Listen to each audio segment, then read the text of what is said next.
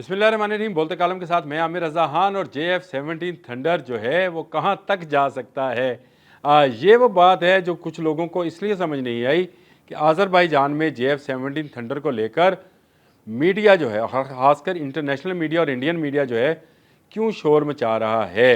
वो कह रहे हैं कि 3000 जो है किलोमीटर का फासला जो है ये जहाज़ तय करता है बग़ैर रुके हुए, और इसकी एयर फ्यूलिंग की जाती है। ये है वो मेरे आज के बोलते कालम का मौजू कि भारत को क्यों पेचिश लगे हैं।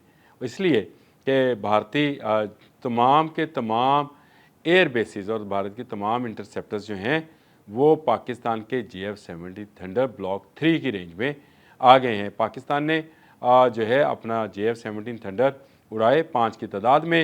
अल्फ़ा इंडस शील्ड जो मशक़ें हैं, अल्फ़ा उसको कहा जाता है, इंडस शील्ड एक्सरसाइज अल्फ़ा, ये जो है आज़रबाईजान में होना है। और इसके लिए हमारे 5 जहाज़ जब जाते हैं तो उनकी फ़ज़ा में ही रीफ्यूलिंग की जाती है और तकरीबन 3000 किलोमीटर का ये फ़ासला तय करते हैं। तो इससे मुराद क्या ली जाए? इससे मुराद ये ली जाए कि पाकिस्तान को अगर बांग्लादेश भी पहुंचना पड़े तो वो बग़ैर रुके हुए पहुंच सकता है।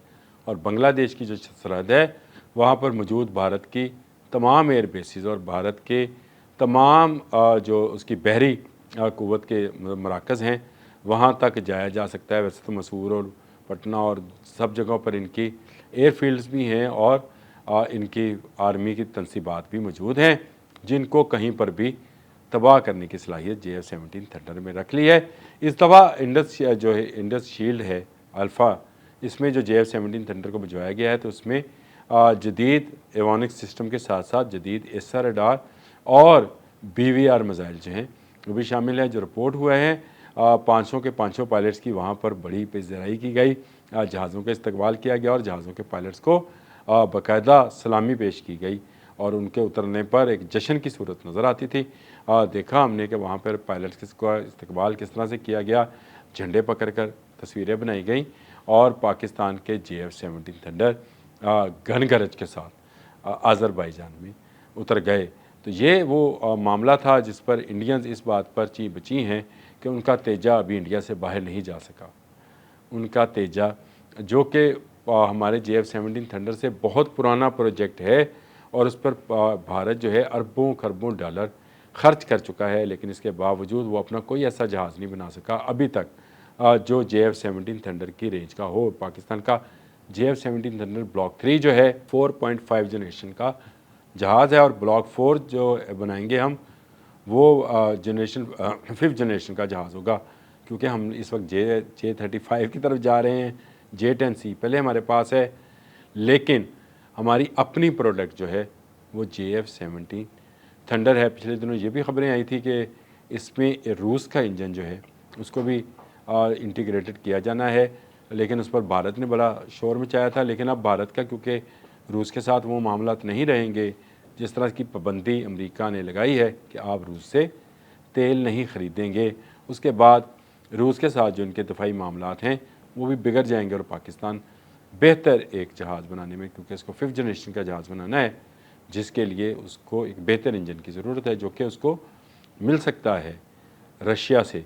इंडस शील्ड एक्सरसाइज अल्फ़ा जो हैं पूरी दुनिया की नज़रें इस पर हैं और इसलिए हैं कि JF-17 थंडर ब्लॉक 3 ख़रीद चुका है आज़रबाईजान, और आज़रबाईजान में ही पाकिस्तान के शहीनों ने परवाज़ भी की है और लैंडिंग भी की है और रास्ते में रीफ्यूलिंग भी की है, जिससे साबित होता है कि ये जहाज़ जो है अब मुकम्मल तौर पर 4.5 जनरेशन का जहाज़ है जो दुनिया के बड़े जहाज़ों का मुकाबला कर सकता है, जिनमें F-16 भी शामिल है, जिसमें J10C भी शामिल है, राफ़ेल भी शामिल है। और राफ़ेल को तो मार भी चुका है और इस जहाज़ में ये कैपेसिटी और कैपेबिलिटी भी है कि ये S-400 जैसे सिस्टम को, इंटरसेप्टर को ना सिर्फ नाकाम बना सकता है बल्कि उसको तबाह बर्बाद भी कर सकता है।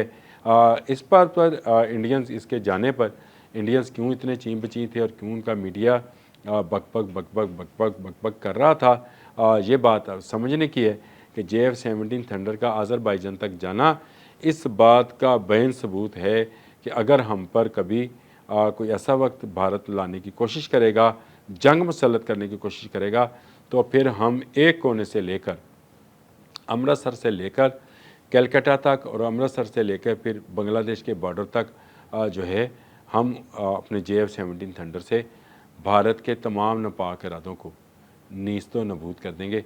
मल्टी रोल जहाज़ है, ज़बरदस्त पाकिस्तान की प्रोडक्ट है, जिसकी इस वक्त पूरी दुनिया में सिर्फ इसलिए मांग है कि इस जहाज़ ने राफ़ेल जैसे तैयारों को नाकाम बनाया है। इस जहाज़ ने J-10C के साथ मिलकर वो कारखाना नुमाया सर अंजाम दिए हैं जो 5th जनरेशन के जहाज़ भी सर अंजाम नहीं दे सकते। इसमें ज़रूर बज़रूर मशीन से ज़्यादा वो मैन जो कि अंदर बैठे थे, यानी वो पायलट जो अंदर बैठे थे, उनकी सलाहियत और उनकी कारकर्दगी और उनकी ट्रेनिंग जो है वो नुमाया है।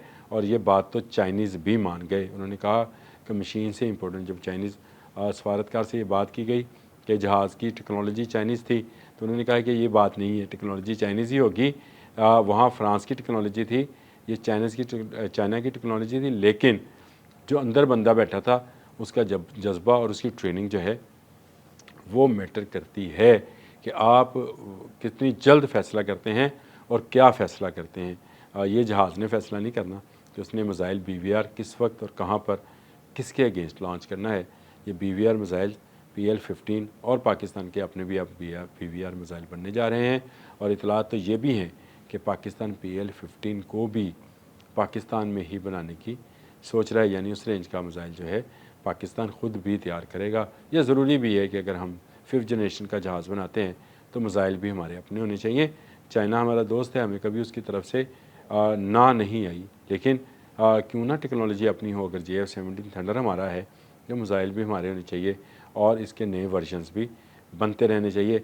आज़रबाईजान के लोगों को हमने ट्रेनिंग भी देनी है, JF-17 थंडर की ट्रेनिंग दी भी है, और ये इस इंडस शील्ड अल्फ़ा के ज़रिए मज़ीद वो सीखेंगे, क्योंकि पाकिस्तान एयरफोर्स को इस वक्त दुनिया की नंबर 1 एयरफोर्स कहा जा रहा है, जिसने अपने से बड़ी एयरफोर्स को और अपने से बेहतर तैयारों को, यानी राफ़ेल तैयारों को मार गिराया। और उसके ज़ख्म अभी तक भारत जो है चाट रहा है। अभी भारत के ज़ख्मों पर दोबारा हमने नमक छिड़क दिया है आज़रबाईजान तक बग़ैर रुके फ़्लाइट करके, और बता दिया है कि पाकिस्तान के जहाज़ तुम्हें तुम्हारे घर में किसी भी कोने में जहाँ मर्ज़ी तुम छुपे हो मार सकते हैं। अगर तुमने पाकिस्तान पर हमला किया तो पाकिस्तान की दिफाई टेक्नोलॉजी जो है वो तुम्हें हर तरफ से, चारों तरफ से घेर लेगी। वो चाहे बांग्लादेश से JF-17 उड़े, मैंने उस पर भी किया था एक प्रोग्राम के, उन्होंने भी कहा है कि जल्द हमें 16 JF-17 थंडर ब्लॉक 3 दे दिए जाएँ। आज़रबाईजान के साथ तो हमारी डील हो चुकी, अर्जेंटाइन लेना चाह रहा है, नाइजीरिया है, बहुत सारे मिडल ईस्ट के ममालिक हैं जो JF-17 थंडर की जानब देख रहे हैं कि ये जहाज़ इनको कब मिलेगा। मैं एक मरतबा फिर पाकिस्तान के शाहीनों को सैल्यूट करता हूँ कि उन्होंने JF-17 थंडर को आज़रबाईजान तक उड़ाकर भारत को ये बता दिया कि उसका कोना कोना JF-17 थंडर के निशाने पर है। अब तक के लिए इतना ही। अल्लाह हाफ़िज़।